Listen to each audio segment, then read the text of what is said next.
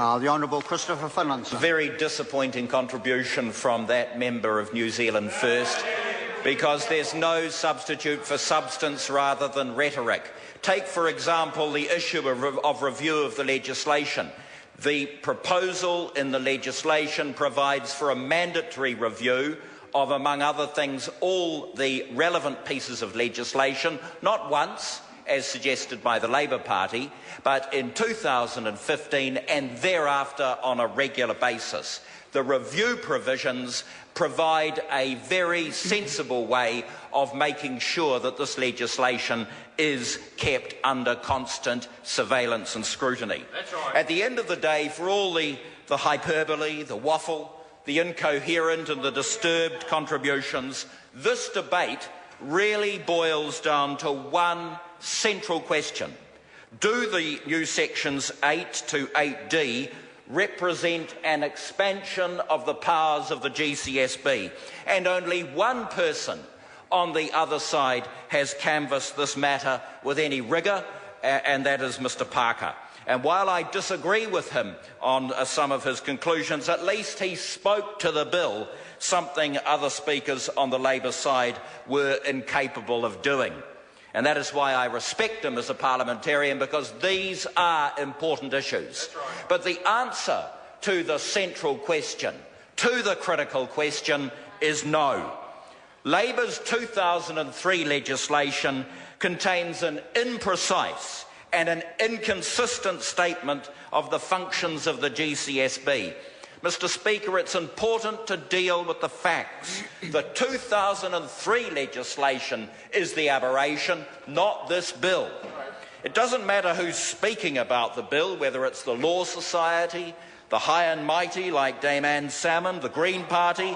If people don't start by acknowledging the fact that the 2003 legislation was fundamentally inadequate, then perhaps it's easy to see how they reach the conclusions they do. But those conclusions are wrong. The 2003 legislation should never have been passed in the form that it was. Let us look at the present Section 8 in the 2003 legislation. It gives the GCSB three functions: foreign intelligence, information assurance and cyber security, cooperation and assistance to other entities. Then Section 14 codifies the basic premise underpinning the GCSB's operations, that it's not to conduct foreign intelligence activities against New Zealanders.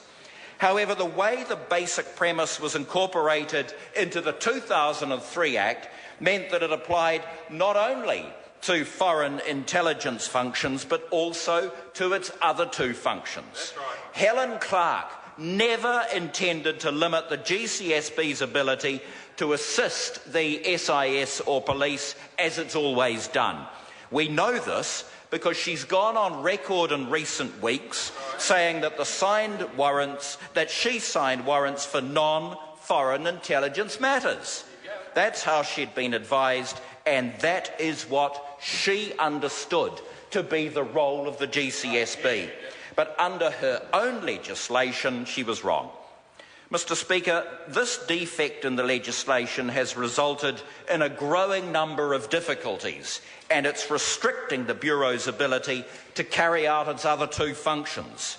The bill does nothing more than address that issue and increase the safeguards that sit over the GCSB, and I emphasise increase the safeguards.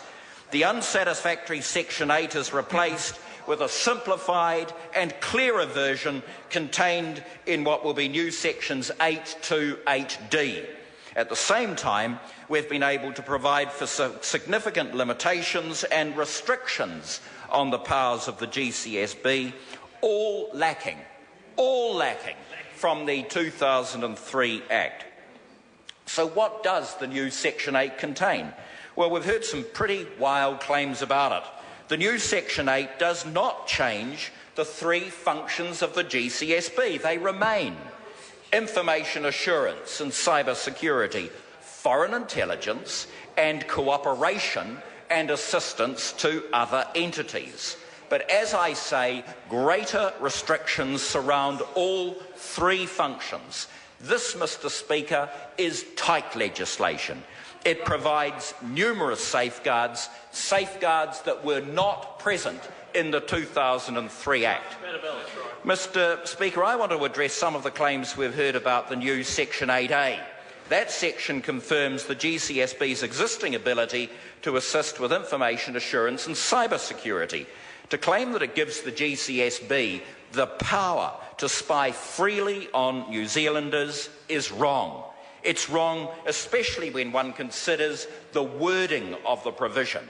That would be so far out of the scope of the new Section 8A, Mr. Speaker, it is simply scaremongering to suggest otherwise. I have to say that the Law Society's contribution to the debate has been disappointing. Its initial submission asserted the bill represented an expansion of powers. It hurts me to say so, but omitted to describe how the legislation actually did so in light of the problems with the existing Act. The Society's representative then claimed the bill provided greater powers to assist other agencies, but even the bloggers understood that wasn't true. So then Dr. Harrison decided to claim Section 8A represents an expansion of powers. It may be, it's not true, Mr. Speaker, that we haven't allowed for enough time to craft good legislation, but maybe we haven't allowed enough time for the rate at which Dr. Harrison can get to grips with this legislation. Mr. Speaker, there have been a number of contributions from outside this place, but I want to single out three. First, the former head of the GCSB, Sir Bruce Ferguson. Let us not forget that despite his recent attempts to reinvent himself as a political commentator, many of the problems we're dealing with today in this legislation occurred on his watch. Secondly, there's Sir Geoffrey Palmer, who allowed the GCSB to operate with no legislation at all when he was Prime Minister.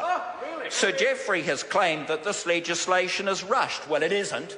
It received a full-time in the committee. It received very full debate in this House. And as the Prime Minister said yesterday, if we want to talk about rushing something, I say to the sad Mr. Gough, let us have a look at the debate on the SOE bill in 1986 when he was a junior minister, when Sir Geoffrey forced the House into urgency to deal with the second reading, the committee stages and the third reading in one day. These days he's managed to recast himself as the guardian angel of constitutional propriety. He's not. He's deeply partisan, deeply political. But the worst contribution has come from Dame Anne Salmond. Let us consider some of her shrill and unprofessional comments that one cannot attend Anzac Day commemorations if people support this bill. McCarthyism and comparisons with Nazi Germany. Those comments are disgraceful. And on this last point I say this, I stood in the guardhouse at Auschwitz-Birkenau in January. I walked under the Arbeit Mark Frey sign and I signed the Book of Remembrance on behalf of New Zealand. I know people who suffered at Auschwitz. For someone who considers herself a professional historian to trivialise that period of history in order to engage in political point scoring reveals a lot about the nature of the woman. It was a disgraceful attack and she ought to consider just what exactly she was hoping to achieve by using it. Mr. Speaker, the 2003 legislation's the problem. This legislation's the fix. Perhaps it's no surprise that the Labour Party refuses to acknowledge its mistake in passing the 2003 legislation. Admitting error is not their style. But it is time that we addressed what exactly is going on here, the corrective action that has been taken, the promise of not just one review but ongoing review, the promise of great additional safeguards.